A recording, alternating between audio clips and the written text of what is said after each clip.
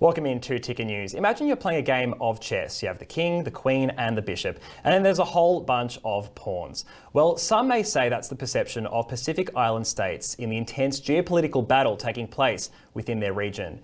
And things are certainly heating up. We've recently seen the Orcas alliance sign a nuclear-powered submarine deal. It comes as China works on their diplomacy in the region too. So just how will this all play out?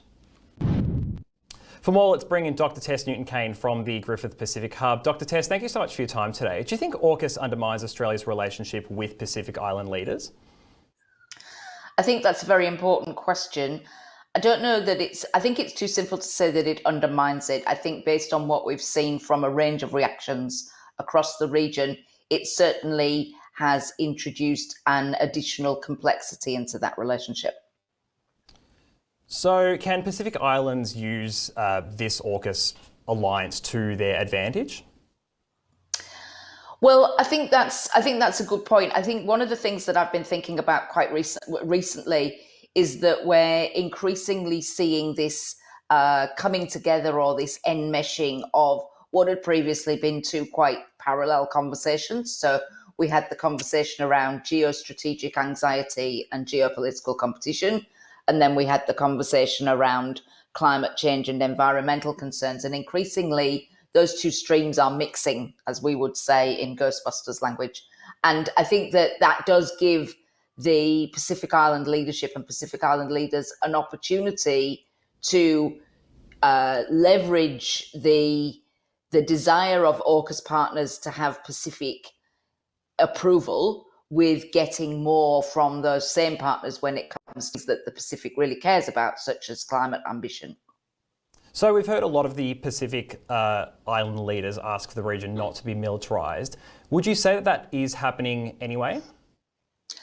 The Pacific is highly militarised, including most notably by US bases, particularly in the northern Pacific.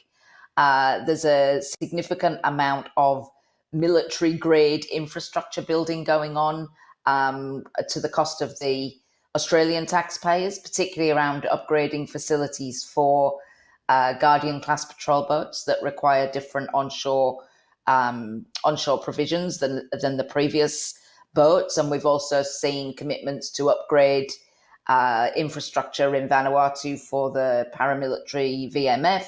The concern about AUKUS is a kind of a follow-on from the concern that we saw when there was the agreement to rotate more US soldiers into Darwin, which is that even these things that are taking place onshore on Australia, they are in our region. You know, when there was that concern that Solomon Islands was possibly going to have a Chinese military base, you know, we were very concerned in Australia that it's only 2,000, however many kilometres from Australia. Well, the east coast of Australia is the same number of kilometres from Solomon Islands. So there is this concern that even things that Australia is doing on its own shores increase the level of military activity and militarization in the region as a whole. We've worked hard across the region to build this sense of we are one blue Pacific, the Pacific family, as it's termed in Australia. So you kind of have to take the burden with the benefit. And that means that Pacific people are going to be looking at what happens in Australia and saying, well, this affects us as well. So is there somewhat of a double standard when we're seeing billions of dollars poured into nuclear-powered submarines, but then climate change, as you just mentioned, is still a security threat and will remain a security threat for the Pacific?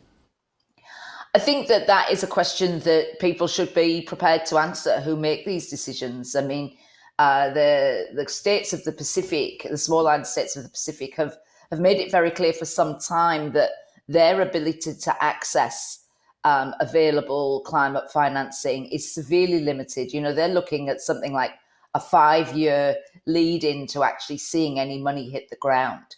Australia has flipped and flopped as its commitment to things like the Green Climate Fund. And, as we know, up until very recently, Australia's domestic policy was a real thorn in the side of the ability of Australia to be a full member of the team when it came to this.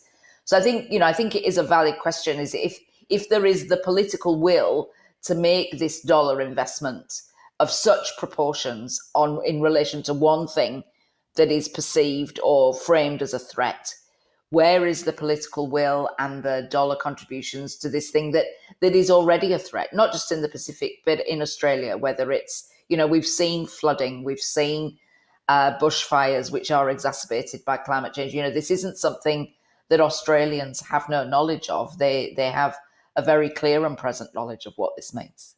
Absolutely. Dr. Tess Newton Cain from the Griffith Pacific Hub. Thank you so much for your time today. Thank you. I'm Costa Haritos. More Ticker News coming up right after this. You're watching Ticker News. More news is just minutes away.